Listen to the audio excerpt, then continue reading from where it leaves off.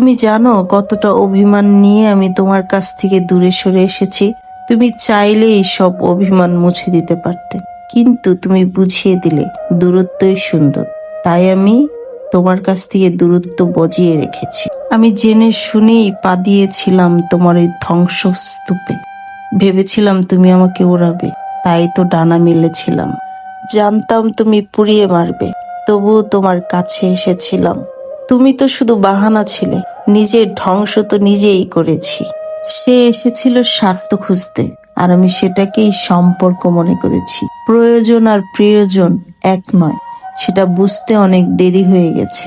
পিপাসা মিটে গেলে যেমন মানুষ পানির গিলাসটাকে রেখে দেয়, স্বার্থ ফুরিয়ে গেলে মানুষ তেমনি প্রিয় মানুষটাকে ভুলে যায়।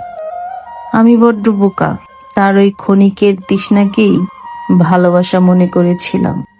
সারাটা জীবন আয়না পরিষ্কার করে গেলাম, কিন্তু আসলে দাগটা ছিল আমার চেহারায়।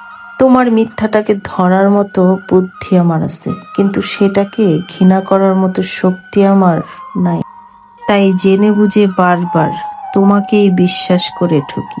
তোমার অভিনয় টুটি ধরার মতো চালাক আমি ঠিকই, কিন্তু তোমার ওই মায়া ভরা মিথ্যেগুলো গিলতে আমার বড্ড কষ্ট হয়। শেষবারের মতো তুমি আমাকে দেখা দিও।